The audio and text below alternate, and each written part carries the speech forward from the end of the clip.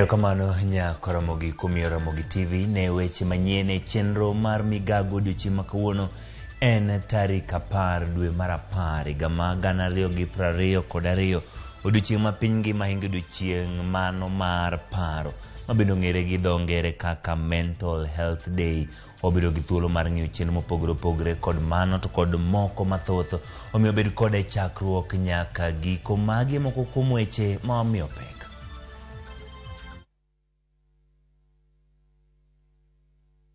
Moko e hingo odiochieng' moketenge ne jiwo lweny kedo gi dang'ni mar paro.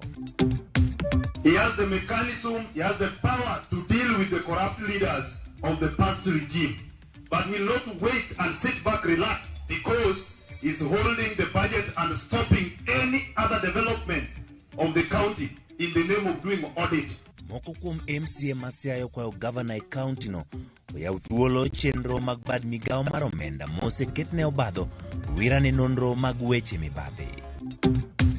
Tumegundua Kilifi County hii kuna madaktari zaidi ya 15 waliandikwa kazi na county ya Kilifi. Hawajafanya kazi Kilifi kwa miaka 15 zaidi. Lakteche moko 15 nono bang' yangore ni gisebedo ka giyudo sara kowuok e tend county ma Kilifi e tok chik.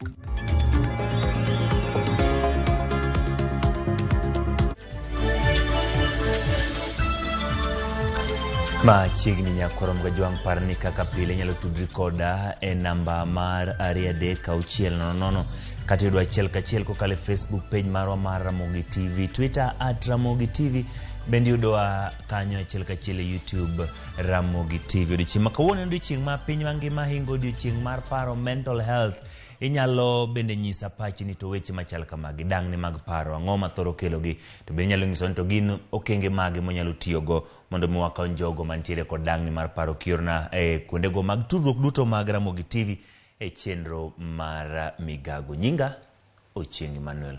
Kawachako e kinde ma piny ngima hingo odiochieng' mar paro, Mental Health Day, migepe mopogore opogore motenore gi weche thieth kod ngima makare kotelni kod jatend migao mar thieth e kaunti ma Kisumu, Laktar Gregory Ganda, jatend kar thieth maduong' e kar kaunti no Laktar George Rai, kod jotelo mamoko dhi nyime gi nyasi no e alap ma katwech ma kod yaga achiel kachiel.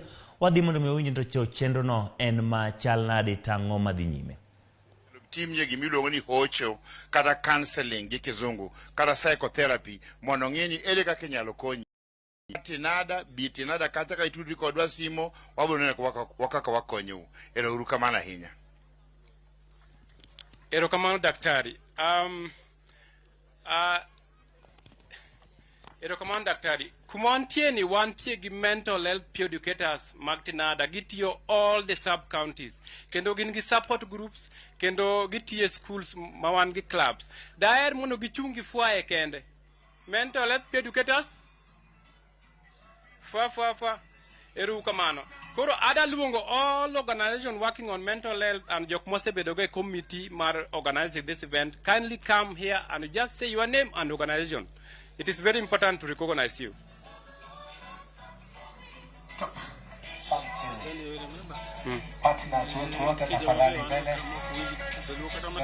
Okay. Kindly come. When they are coming, I just want one. I will give him time to say 1, 2, 3. One key issue that we said that I know our officers are here that need to be done is that we need the structures for mental health. We really need to ensure that we develop a mental health policy and also a mental health action plan.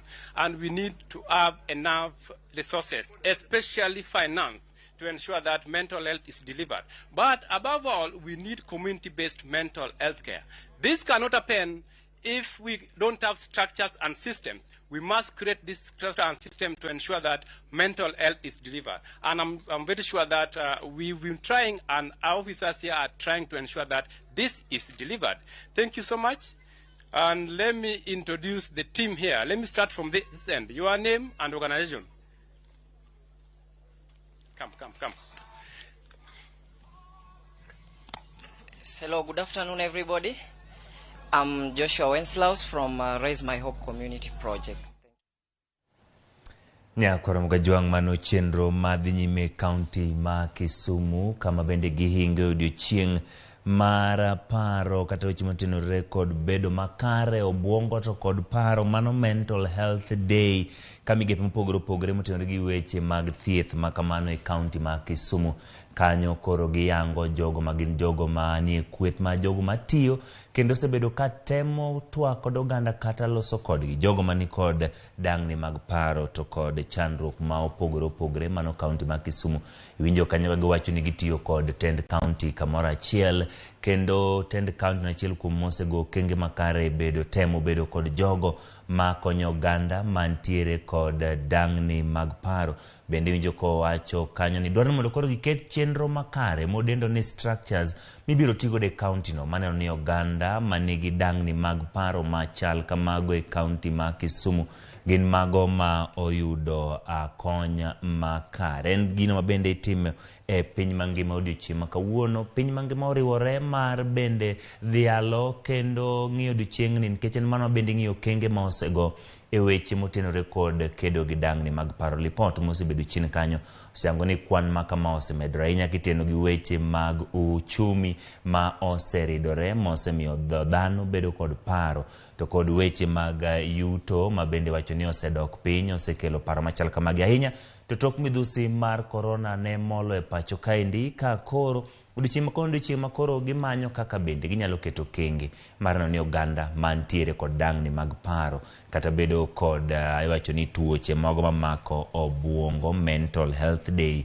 okonyo. En mano bende oseyang kaka achiel kuom gigo mosemiyo moko kuom oganda kawo ngimagi kata kawo okang' mar kawo ngimagi oko kaluwore gi ngima mobedo matek. Ochacho ni paro gik kendo ng'ato ok nyal dhi nyime gi paro gimoro machielo ma koro gimodong' neno ni okawo ngimane ma ogik makoro e odiochieng' ni mar dhialo mar bende hingo ok dhialo odiochieng' mar paro kod bedo makare weche mag paro gibiro bedo ka gilose kanyo. En mano bende oyuor kod jatend migawo mathieth e kaunti ma Kisumu Laktar Gregory Ganda, jatend kar thieth maduong' mano ma Kisumu Jaramogi Odinga Teaching and Referral Hospital Laktar Rai to kod jotelo mamoko dhi nyime e nyasi no e alap mar kar twech ma Kodiaga keng'iyo wang' jowi mari kanyo mago jogo moyuoro kama chenro makamano dhi e nyime kaunti ma Kisumu. En mach mabendo abiro luoni nyakwara Ramogi kineno kanyo gibet piny kendo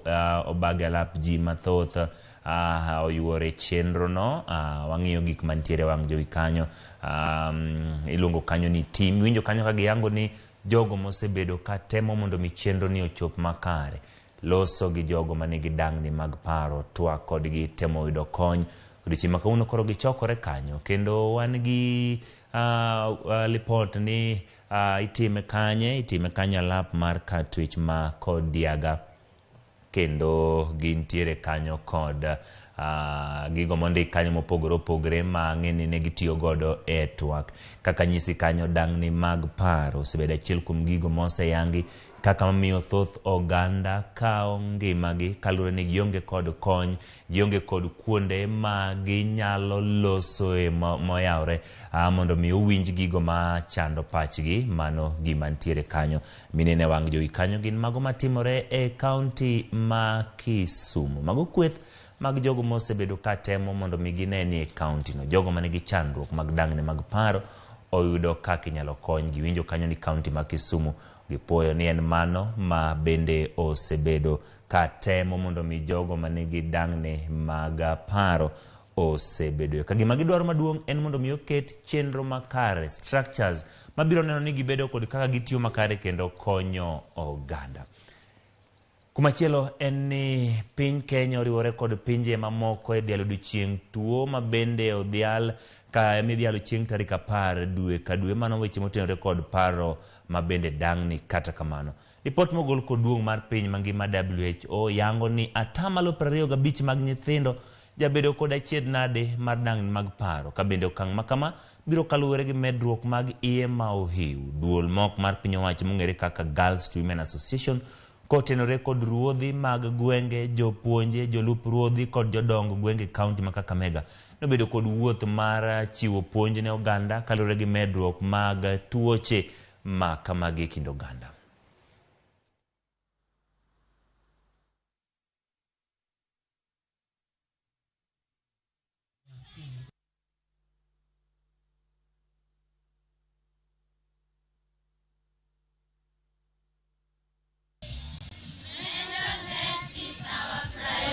Katika maisha yetu ya kila siku tuko na changamoto za akili ambazo zinahitaji kushughulikiwa. So according to WHO, we having a rise since the onset of the COVID-19 pandemic. We're having a rise of depression and anxiety that has risen for about 25%, which is alarming.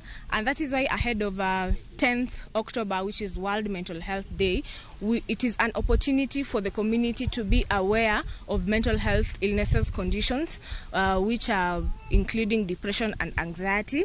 And it is also an opportunity for all those who are already having depression and anxiety to seek medical attention and even seek health attention to respective personnel. Mambo ya kiakili mara nyingi watoto hupata dhuluma za kiakili kwa mara hii. Kwa sababu akipata mimba mapema na mwanzo alipoanza ya zoezi la ngono mapema anakosa kujielewa. So tunaambia mzazi kwamba ikiwa mtoto amekuja akatofautiana na wewe kiakili, muitie yeyote ile, kama ni shangazi, muitie yeyote ile kama ni mama wa kanisa, waongeleshe huyo mtoto. Tujue kwamba je, hizo akili zake zitapungua kulingana na hali ambapo ameelekezwa. Sisi mara mingi hujaribu kuzungumza na wazazi wa wanafunzi.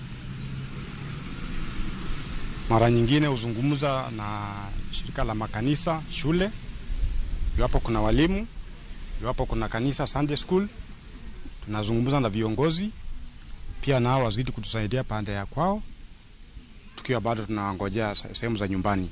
In villages, we meet village elders, we address this issue, but they are not able to move this maybe because they don't have enough resources that can help them to embrace, to move around and create awareness among our young girls. Pitia kwa gavana mwenye amechakuliwa kwa sasa, naomba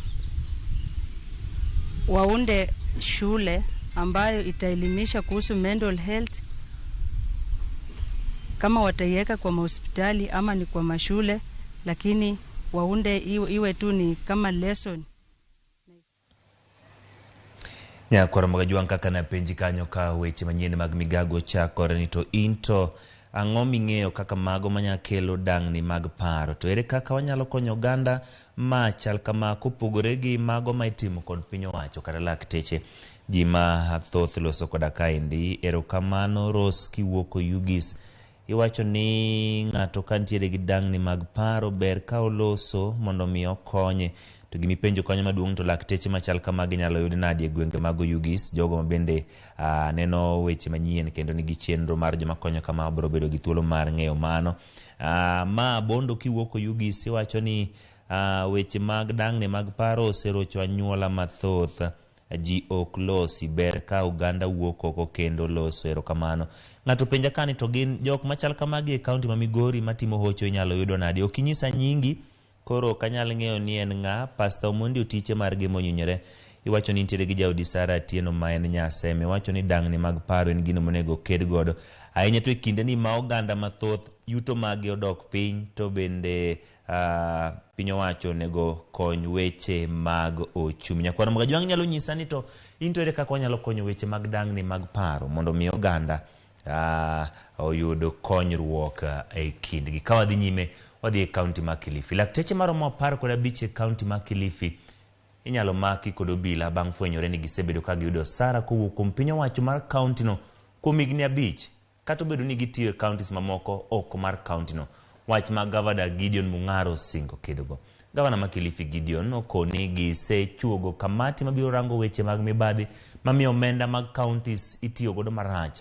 Ka Mung'aro wacho ni lakteche 15 go oyier mar duogo tiyo e kaunti no. Ka ok mano to ibiro kawnegi okenge motenore kod chik ka itudogi kod mibadhi. Jatelo no ochano keto e tim chenro mag bero lwasi mag thieth kod kongo ute thieth e kaunti no.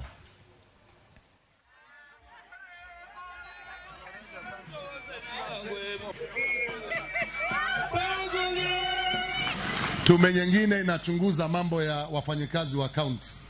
Tujue wafanyakazi wale wa kaunti ambao wako pale ni halali ama wengine hawaeleweki pia kichwa ama miguu.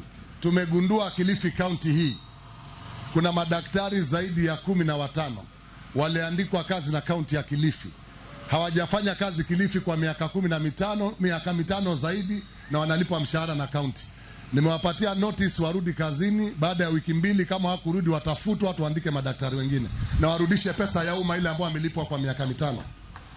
Mambo ya matatizo ya afya, ni wapi kunatakana kuongezwa hospitali ama panuliwe, ili tuweke maternity kule karibu mashinani, wakina mama wasife tena na mambo ya uzazi. Deche atatupatia wauguzi wale ambao wako nyumbani hawajapewa kazi, kama lazima county iandike waandike, ili tuwe na manasi. Kila dispensary lazima iwe na muuguzi. Kawadhi county Masiaya moko kuom MCSA county no kwayo governor James Orengo mondo yoket thuolo chenro mag tiyo kod aguch omenda mar county no kagitielo ni keto agenga ne tiyo kod omenda mar county rocho dongruoge.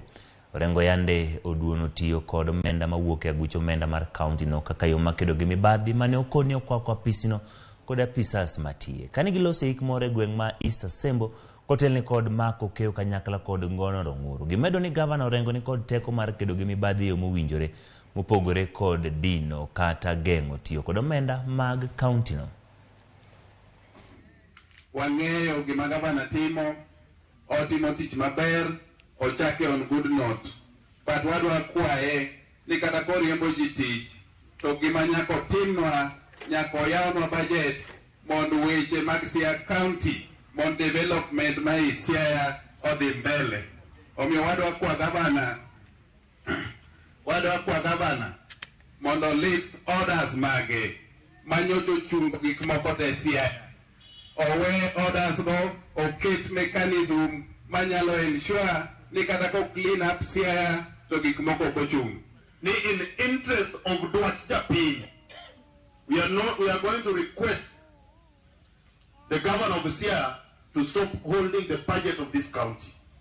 He has the mechanism, he has the power to deal with the corrupt leaders of the past regime, but will not wait and sit back, relax, because he's holding the budget and stopping any other development of the county in the name of doing audit. Let him do audit, but we must continue working for the people.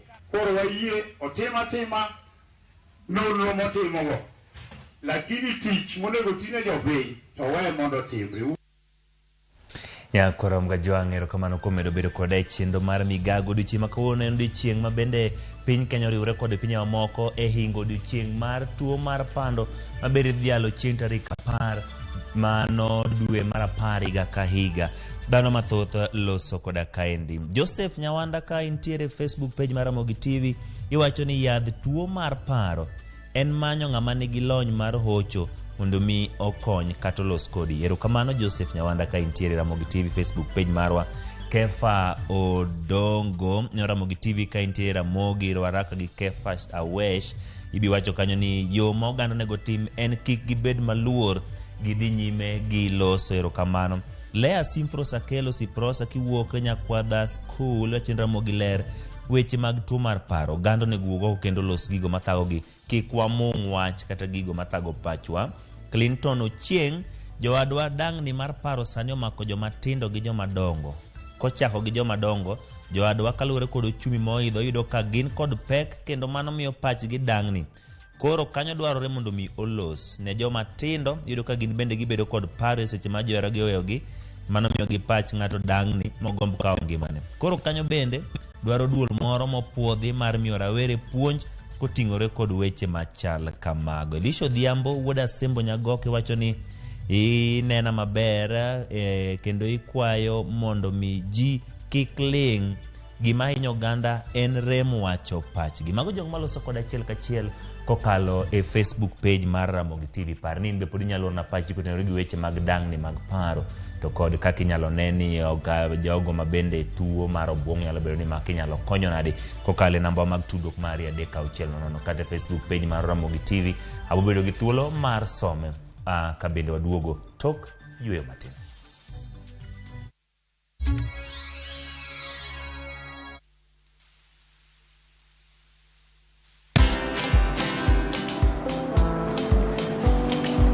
Chal nade?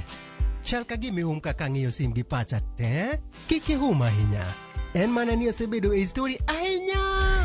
Mana kaka rally manyochacha ne chal ka gima ne an kanyo kane otimo kendo kane iyawo chiro manyien ne chal ka gima ne an kanyo. sama ne imiyo welo mapacho ka nengo mogonyore nam chumbi ne antie. In bende inyalo bedo e story kamora mora. Download mana Citizen Digital. Bed iyo ng'ale manyime gi weche manyien ka gi tuch kod gik mamoko ka gi timore kuno pugro pachoka kod pinje ma oko. Download Citizen Digital. Citizen Digital. No matter what you're going through, when the clock strikes the hour, you have to chin up and do your thing. It is people who make you a celebrity. You see them on TV, online, and listen to them on radio. But do you really know them? I still can't help but wonder what type of lawyer I'd have made. From humble beginnings, we had fun in Dandora. Those estates, A1. To their success stories. I've become this highly sought, people calling, my good friend, come, how do you feel? And their struggle. Pain of sitting there with your child, asking questions, that pain is just on another level. Catch this riveting stories of your favorite media personalities on Behind the Mic with me, Cynthia Mwangi, every Friday on Citizen Digital app.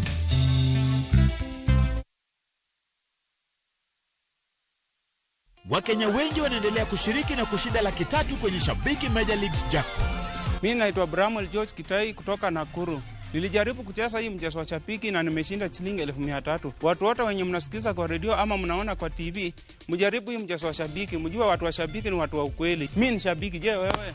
Kuwa mmoja wao. Cheza Major Leagues Jackpot kwa shilingi 10 pekee kwa kutuma neno MJP kwa 29063 na waweza kuwa mshindi. Shabiki Major Leagues Jackpot, the easiest jackpot in Kenya. Not for persons under the age of 18. Betting can be addictive. Play responsibly. Shabiki.com is authorized and regulated by the BCLB. License number 416.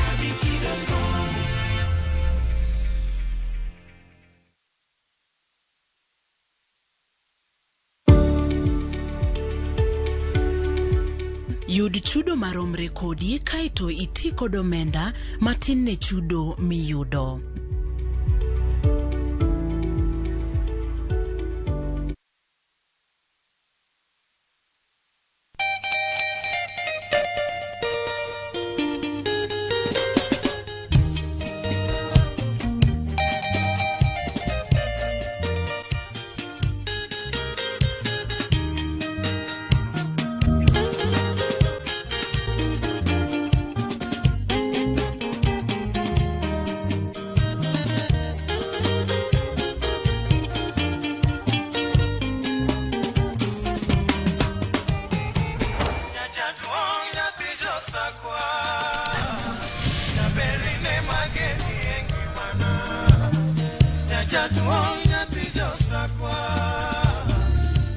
Radio Ramogi, Cartoon Jaluo. Radio Ramogi.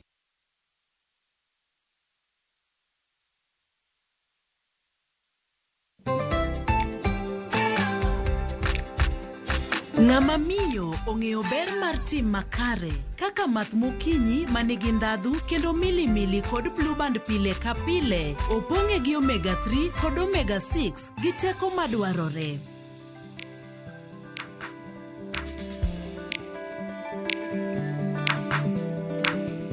Math mokinyi gi Blue Band, dongruok maggi makare pile ka pile. Collect fare kwa boda au matatu ukitumia ViewPay cashless na uqualify for bima ya 100,000 shillings pamoja na medical cover ya 20k na permanent disability cover ya 100k kwa 5 bob pekee. Dial *236# today to start using ViewPay cashless.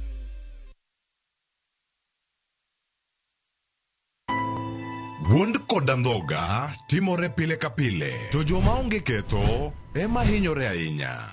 Apo mi yuag malitin. Kata kamano, hera pod riore kendo medo lo. Aheri ahinya sasa. Ka joma moko geng'o joma giero kuom yudo rem. Ang'o momiyo itimo kamae? Wan wasetimoni ang'o? Hera mar anyuola medo mana loyo. Watekae wananyuola achiel. Tapki, wuok tich nyaka ngeso, saa 2:15 mar otieno, mana e Ramogi TV.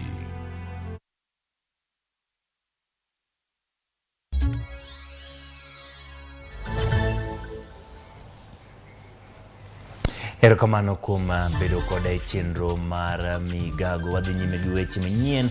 Jaod bura ma Siaya Christine Ombaka wacho ni ojiwo jotelo mondo were kod weche siasa kendo ket maino e chenro mag dongruok manyalo loko ngima jopiny mane omiyo gi ting' kendo yierogi. Ombaka onyiso jopiny mondo kik kwed chenro moro amora makelo negi omenda kata mago mowuok e piny owacho mamalo. Ewi chenro manono omenda kendo lai manyien mar somo mar CBC mando chako tiyo pacho ka okoni onego bed mar lero ber kata rach mare ne jonyuol, jopuonj kod jopuonjre kapok okawo okang' moro amora. Jatelo no mane oloso karariwe kar chung' bura magem. Ombaka wacho ni ber kiloko lai mar somo kinde ka kinde, to ka ber to nego ng'udh lai mar somo mar 844.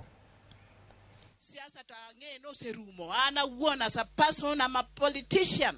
To kan ja siasa sama siasa ok go. Sani ok en sa siasa, en sa dongruok. Ena dweche ariyo kende ema nyowago e siasa ni. To sekalo, an kabiro kaka ng'at mohero dongruok ok ng'ama go siasa at this point in time. Omiya biro support a good initiative. Tich maber mar somo, nikech jathum bende wero ni somo en gima ber ahinya. Nyaka wapam ni ng'ama kelonwa development. Nikech siasa poko chakore. Siasa no chakre 2027. Omiya chung' kae kaka ng'ama ohero weche mag somo, ng'at mohero weche mag development, ok ng'at magoyo siasa.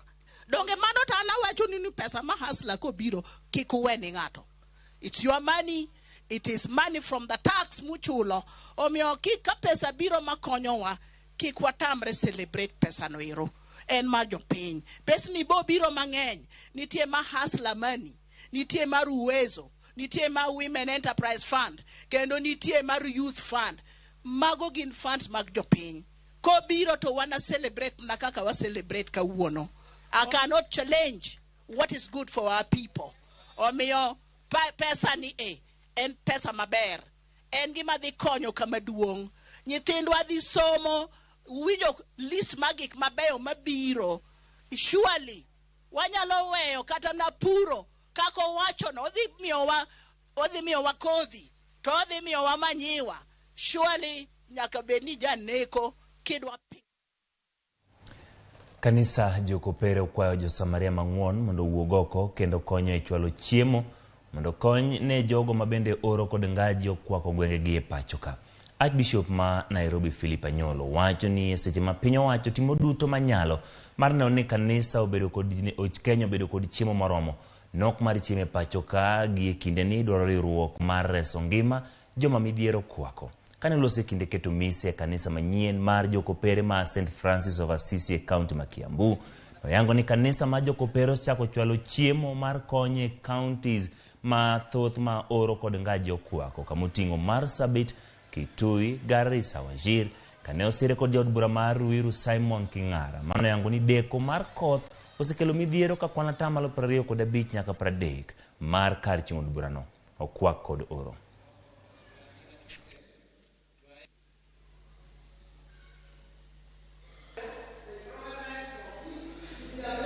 Maaskofu na maaskofu wengine waliomba ya kwamba wakipata pia msaada kutoka kwa makanisa kutoka majimbo mengine katika Kenya wanaweza kusaidia pia watu ambao saizi katika wana shida ya njaa.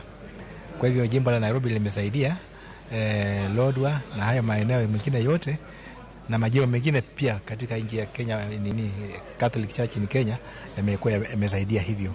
Na nilikuwa tunaomba Wakristo ya kwamba wasaidie kadiri wawezavyo. Tunajua tumo katika shida kila mmoja wetu, the economy imedhoofika kidogo, lakini tukijilinganisha sisi wenyewe na wale ambao wanakufa saizi, we are a bit better. Spirit of sharing ni wito wa kanisa, ni wito wa Kristo. Kwa hivyo tunaomba ya kwamba wasaidie, sio hata kwamba chakula peke yake, lakini tumeona ya kwamba wanaposhindwa kupata chakula pia wanadhoofika pia na hata mavazi. Kwa hivyo wasaidie kwa namna inayowezekana, na tutashukuru kwamba kwa chochote ambacho kimetolewa. Kawadhi kadwadh nam chumbi dwaro nitie mar piny owacho chuogo chenro mag pur kod pith mag jamni mabiro konyo ga wach kech mosebedo ka kwako oganda mathoth e pacho ka kinde ka kinde. En kwayo mano chwal gi jadolo George Mondi mar kanisa jokopere mar Consolata Likoni mabeno jo Uganda jo Kenya mondo mi omak matek wach pur. Jadolo ne oloso nyasi mar hingo higni 47 nyaka ne chak kanisa no kaka jafambo marwa George Aoko leronwa.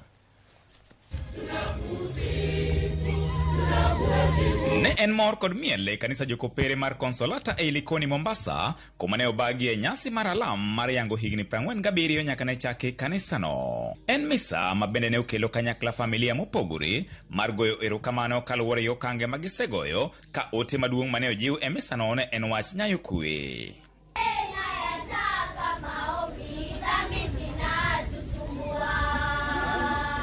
Father George Omondi mane otelo ne nyasi no ne okoni en midhiero ni sani kech okwako gwenge mathoth e pacho ka bende okoni dwaro nitiere mar piny owacho keto chenro mabiro jiwo yuto mag chiemo. Wabed joma tiyo matek.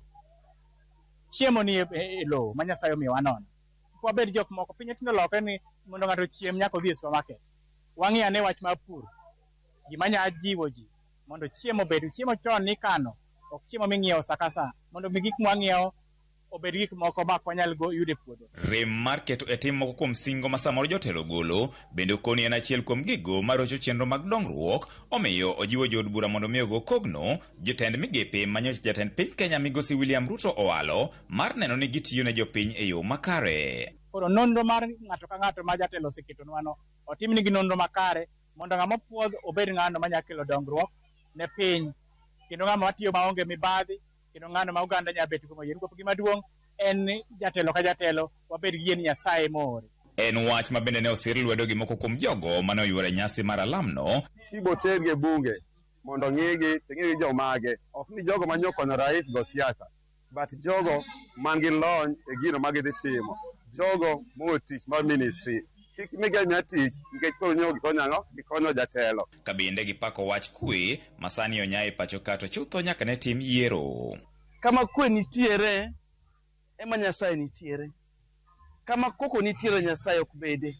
Koro akwaya jotendwa duto te ni ka giyie to mondo giriwa kanyakla achiel mondo wabed gi kwe. Adwoko ne Nyasaye bero kamano kuom odiochieng' ma kawuono kuom dongruok mosekele kanisa wani kuom jokristo momedore. Kawuono wan gi family day ineno ka wamor ji mor wang'ara dongi neno ka wajober. Oganda jo Kenya ne bende ojiw mondo mi okaw okang' mokwongo mar timo chenro makelo dongruok mar duoko chien dhier e kind oganda. Waket geno ahinya kuom gik ma inyisowa ni biro timnwa. Wan wawegi nyaka wawuog oko e dongruok ng'ato ka ng'ato nyaka to moloyo jotelo moyier nyaka wakel dongruok e gweng'wa kuma wadakie. Gimoro mar seche moko wawuoyo mang'eny to kwati ema osekelonwa chandruok kuonde kinde mang'eny. Omiyo kwayo mara en ni mae sa ma Nyasaye oseketo mondo ng'ato ka ng'ato ogo dhod chunye niya en ang'o minya timo to moloyo riwruok nya ketowa e yo machal nadi mondo wabed gi dongruok makamano. Nono to wabiro mana bedo jok maywak seche duto to ngimawa ok bi lokore ka wabet piny mwang'i gik moko manyalo gerowa kendo nyalo gero ogandawa e yo makare. George Aoko, Ramogi TV, Mombasa. Erokamano George Aoko kuom lipodno en mano mang'eny ni omoro jafwambo wadwa Cleophas Oluoch. Ka wadhi nyime johanda swekra ma kwan gi romo 700 e boma ma Thika koro ni kod luoro kaluwore kod chenro mar chako kiro gi oko mar bomano ka koro tend kaunti ma Kiambu oseyango kaka mar kembe maloso mwandu. Johala go osendikne gi barua mamiyo gi ndalo 7 mondo mi giwuog e chuny bomano mabende koro ichano yang kaka achiel kuom bombe madongo kata city. Kata kamano johala go ramo ni ok gibiyie wuok e chuny bomano ka giwacho ni ok giroch chenro moro amora ka giuso genga peini mayudore e bomano. Kokalo kuom jakom margi James Mburu, johala go wacho ni gibiro bago ng'anyo mar kwedo okang' makamano ka tend kaunti odhi nyime gitemo kiro gi oko mar bomano. Kuja mahali hapa tutaweza kukuwekea screen protector kwa bei nafuu.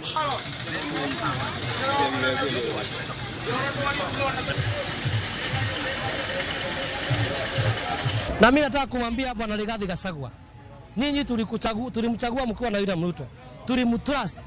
Wewe ndio kingpin wa Mount Kenya. Usikubali watu wa Thika waondolewe ukiona na macho yako.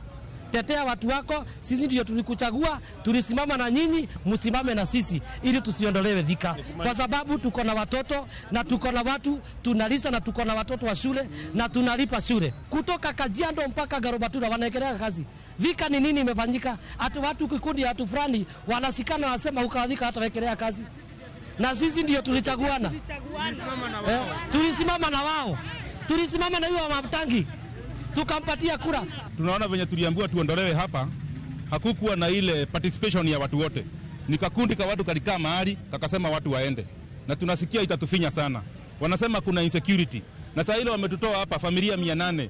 Hapo ndio insecurity itakuwa mingi. Juu watu 800 utawapeleka wapi? Watakuwa hawana kazi. Hata ukora itakuwa mingi. Afadhali watuambie muwe mkikuja hapa masaa fulani. Hiyo itakuwa mzuri sana kwetu. Sasa tunashindwa tutaenda wapi?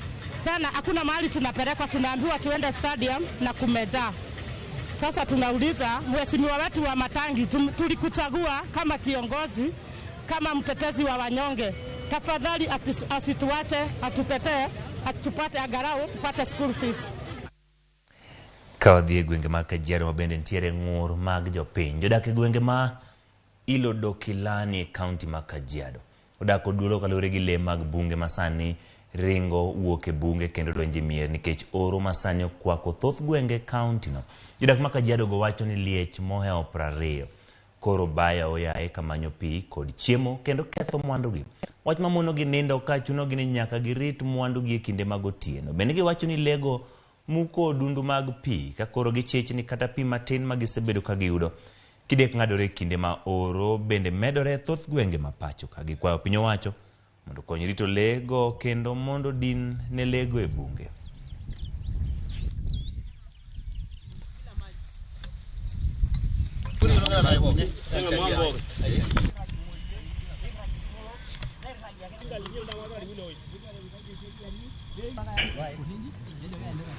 Ukienda kukaa pori kama hapa na ni ndofu ndio naongoja na una silaha yoyote.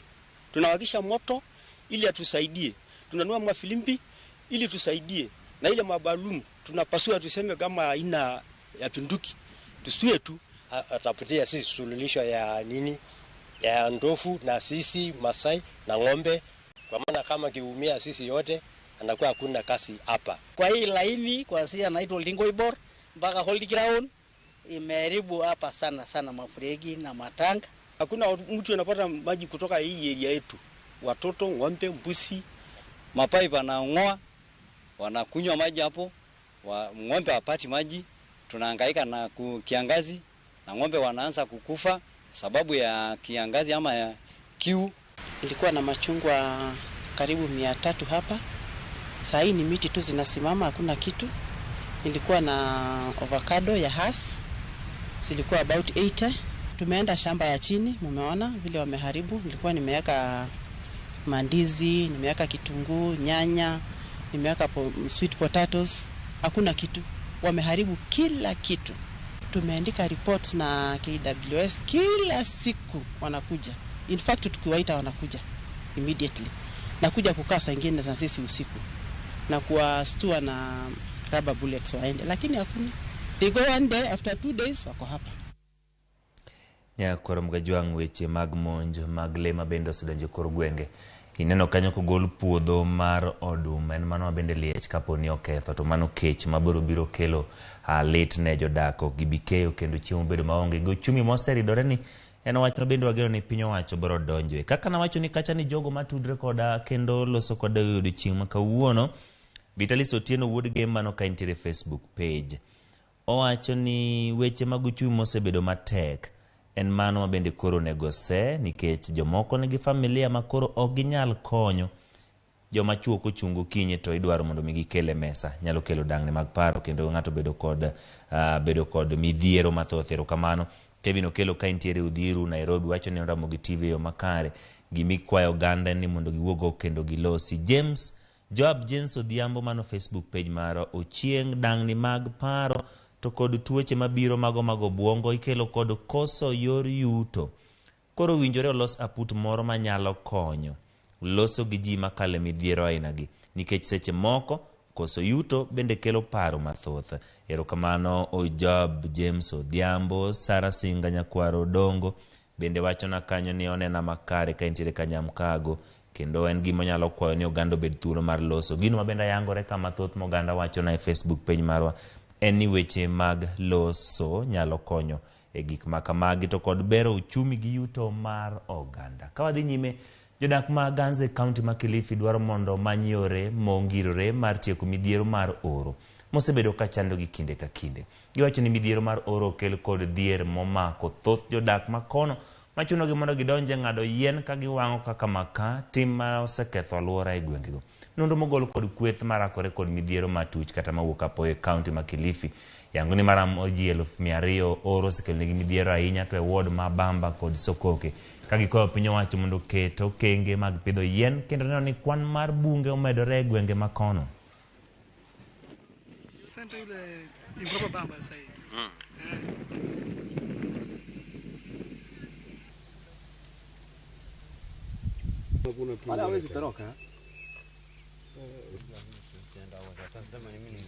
Watoto wamekosa kwenda shule kwa sababu ya njaa, na hata wakati mwingi watoto hata wale wanaojikokota kwenda shule wakati mwingi wanarudi wakisema kwamba ni wagonjwa, lakini kithibitisho huwa ni ile njaa imewazidi. Kwa hivyo kama itawezekana ile miradi yani ipatikane ili tuweze kusaidika, masomo yaendelee kwa watoto wetu. Kwa hivyo njaa ndio inaumiza watu kwetu. Serikali ya Uhuru ya Ruto ijue kwamba njaa kwetu watu wanateseka sana. Kwa hivyo naomba serikali isaidie sana huku kwetu, haswa eneo la Ganze.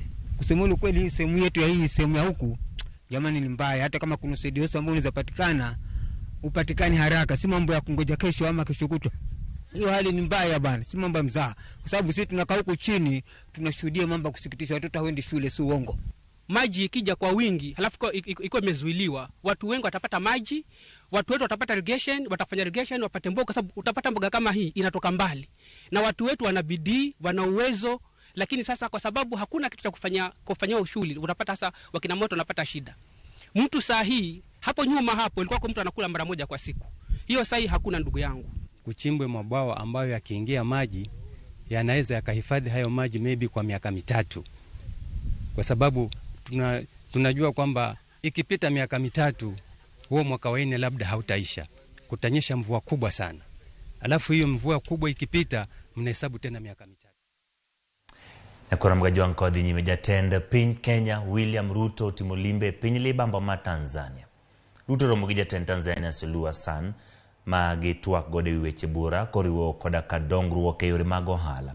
Tudruok kod winjruok e kind pinje Afrika ma ugwe. Ruto jiwo ni winjruok e kind Kenya gi Tanzania biro neno ni winjruok mane oketi gi jotelo mosekalo med tego kendo gitiyo kamoro achiel. I have come to confirm that that foundation, I intend to build on it with you to take our countries to the next level. Because of the goodwill, Madam President, because of the goodwill you built between our two countries, as I said earlier, trade between our two countries has grown phenomenally.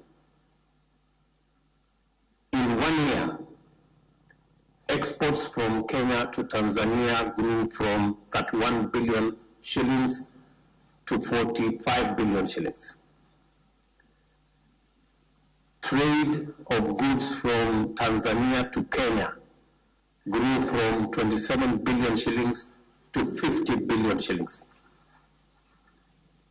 When we and President Kenyatta were working on these barriers that were barriers to trade, many people thought it would benefit Kenya. But today, it has benefited Tanzania more than Kenya. And we are very happy as the people of Kenya that the old feeling that Kenya was benefiting more than Tanzania from trade has now changed. And I think it's now clear to all of us that increase in trade benefits everybody. And I have come here to underwrite that increase in trade is where we want to go. We want to increase trade between our two countries from now 45-50 billion Kenya shillings, a total of 90 billion Kenya shillings. We want to double that. Ya kuram gajwang bang lipot ma jaten piny Kenya timo limbe ne piny mar Tanzania, osetimo limbe piny mar Uganda to kod limbe piny mar Ethiopia.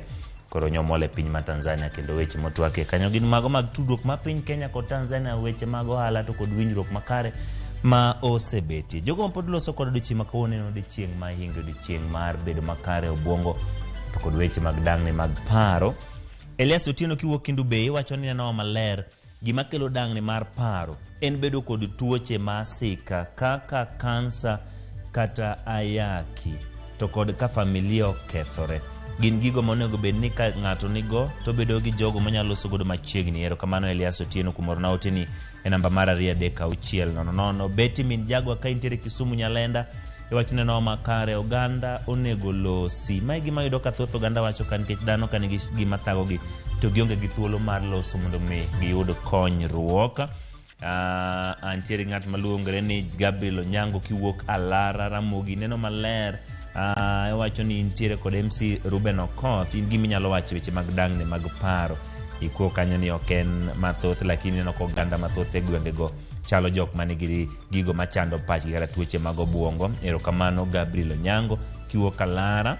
Rezin ka intie Kisumu neno maler kendo Ramogi TV ka fwenyo nu matuke kor gwenge kod pinje maoko. Iwacho ni un man Ramogi TV okdhi kamaro kamano kumkete Ramogi TV. Fabin Cliff James iwacho ni Ramogi TV ka in gi mama ni account Mama Bay dala mar Kalaminde Ralang. Weche mag tuo kata mag pari kelo kod rochruok mar uchumi. Oganda nigi tije kata kamano tije ne olale kinde mane midhusi mar COVID-19 obiro.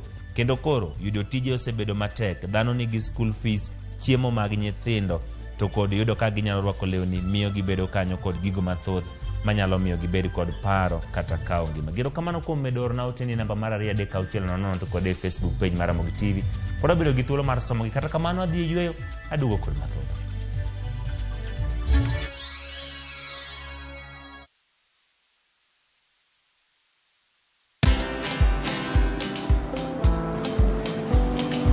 Chal nade? Chal ka gimi kaka ng'iyo sim gi pacha te? Kiki ahinya. En mana ni asebedo e story ahinya.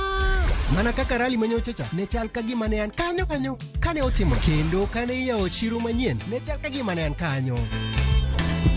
Sama ne imiyo welo mapacho ka nengo mogonyore nam chumbi ne antie. In bende inyalo bedo e story kamora mora. Download mana Citizen Digital. Bed iyo ng'ala manyime gi weche manyien ka gi tuch kod gik mamoko ka gi timore kweno pugre pachoka kod pinje ma oko. Download Citizen Digital. Citizen Digital.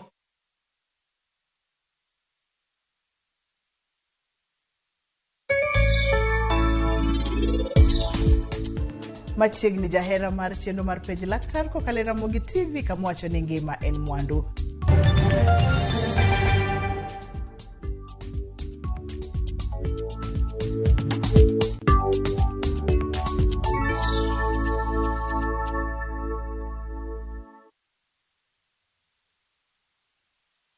Wakenya wengi wanaendelea kushiriki na kushinda $300,000 kwenye Shabiki Major Leagues Jackpot. My name is Alan Kipkoech. I'm from Eldoret.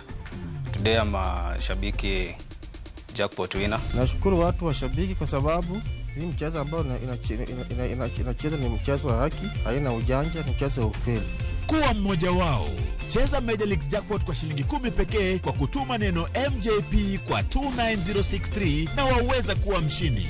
Shabiki Major Leagues Jackpot, the easiest jackpot in Kenya.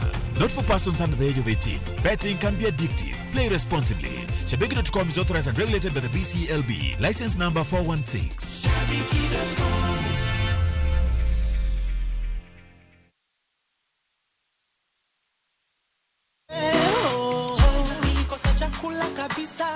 Nilidaiwa kodi miezi 9. Nikiona rafiki najificha. Nilijua aibu haitoisha. Nilikosa chakula kabisa. Nilidaiwa kodi miezi 9. Kupata huu wimbo kama sikiza tuni yako, bonyeza *811 *412#. Na kumbuka, Sikiza na Citizen ndio nyumbani kwa wasanii wote.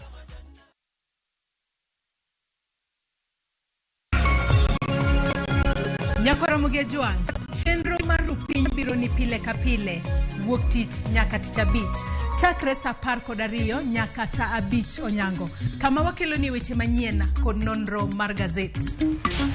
Wakelonu twak mong'ith, twak magero ganda.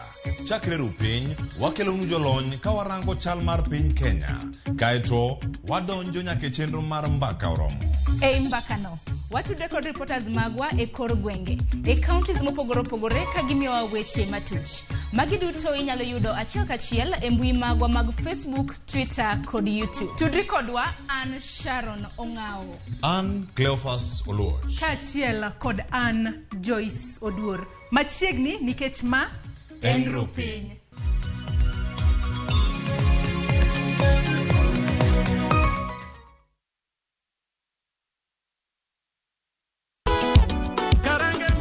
Gima wan go gadier ni wang'eyo en thum, to ok thum athuma, thum mamit sidang'. Wakelo thumbe ma ukwayo, en rege owake. Wawinjo mine mogwedhi gi duol mamit. Waparo nu chien gi thumbe machon muero. Wadonjo kod sukus e sama chon. Kitai kod DJ Vic, mana e ngoma owake. Pile pile, kik bai kata matin.